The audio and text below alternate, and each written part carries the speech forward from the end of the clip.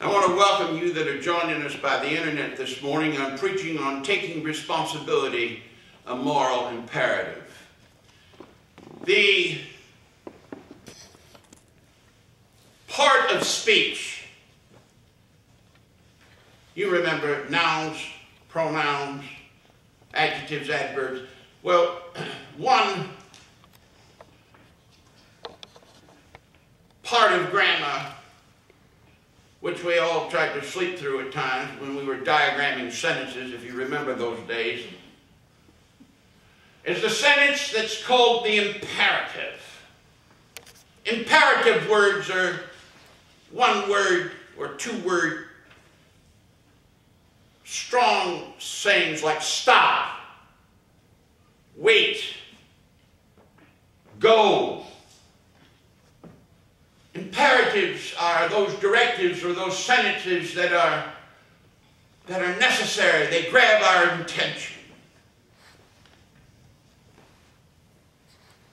This morning I'm talking with you and preaching on taking responsibility, a moral imperative.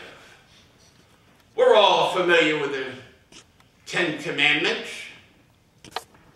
They were moral imperatives to the nation of Israel, carried over for the most part into the teachings of Jesus. The crisis in our culture today is a crisis of responsibility. Today, our Congress decides what to do about health care. I'm not preaching on the subject. I'm just saying that it's going to take some responsible thinking to make decisions. But that's why we elected them, isn't it? And that's why we pay them well. Taking responsibility is not easy. Because if you're a politician, you want to be re-elected, generally speaking. Taking responsibility in the school, on the playground, it's hard for kids to sometimes speak up because their peer group may not understand why they do or may not even accept them. Responsibility is such a broad subject that I could not even begin to talk about it completely this morning, but responsibility includes responsibility for oneself, but then we immediately get into the question, am I my brother's keeper? The age-old question of Cain and Abel from the book of Genesis. Am I responsible for someone else? And then what about our community? What about the behavior of our nation and the world? How are we responsible? One of the dilemmas of responsibility is knowing that which we are responsible for and that which we are not.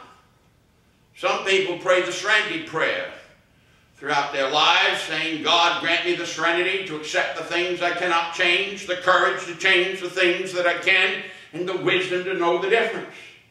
So it's hard to take responsibility, and it's hard work to stand for truth, and it's hard work to do the right thing, particularly when it's not popular. Someone has said that religion really comes out when no one is looking.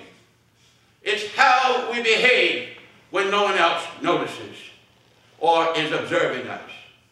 I teach a lot about behavior management for classroom teachers. I teach a course on bullying. We know the routine. Nobody did it. Not my fault. Someone else did it. What I'm saying to teachers these days, if we don't deal with this in preschool, we're going to be dealing with it in adulthood. It is basic to understand that responsibility is something we begin with even in childhood. But in order to have responsible children, we've got to have responsible adults in the children's lives. This is where the extended family comes in, with the pressures on families to even survive economically. We need every member of the family and of the community to be involved with the children. You know that in 1900, 97% of America lived on the family farm. And we may look back with nostalgia toward those days and say, wasn't that wonderful? Well, it might be wonderful, but it was hard. My grandmother York in Aroostook County cooked and baked bread and cooked every day of her life on a wood stove. I don't think it was easy. I remember the pump at the sink and the privy in the barn. And all that it took following the years of the Depression and the stories that they told of what it was like to come out of the Depression. We have a generation or two already in the United States that for whom the Depression is a mental health problem. They don't know it was a period of American history. Teaching responsibility is a huge task. And I particularly like the words of the Proverbs that we had Nancy read. Listen to some of the wisdom. Work your garden and you'll end up with plenty of food. Play and party and you'll end up with an empty plate. That proverb is something that little children need to be taught how to work. I remember when I taught life skills in the classroom, parents loved my homework assignments because my homework assignment was go home and clean your room, or go home and ask your parents for 3 jobs around the house that you need to do this week. Parents love that kind of homework. What was I trying to do? Teach responsibility, teach independent living. We live in a narcissistic culture where kids do not connect. Hard work is what brings the food to the table. I remember a few things from my kindergarten days that my parents said to me, but one thing I remember that was put into my head and I will never forget: money does not grow on trees.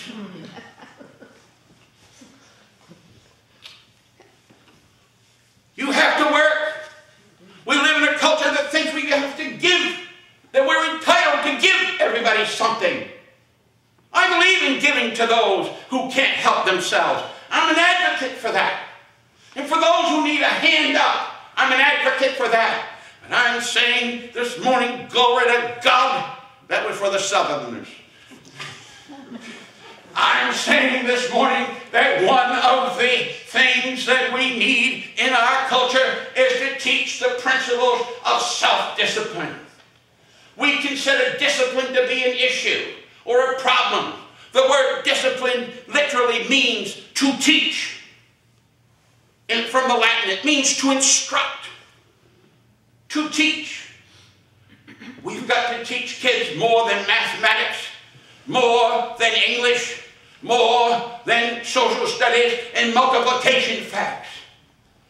I like what Scott Peck said, that there are 4 elements of discipline that we as parents and as a culture must do, and it's going to take all of us. It's going to require the great-grandparents in this congregation to be involved with the younger kids, and that's why it's so critical. There are 4 of them. The first is delayed gratification. The second is the acceptance of responsibility. The third is dedication to truth-telling, and the 4th is a balanced life.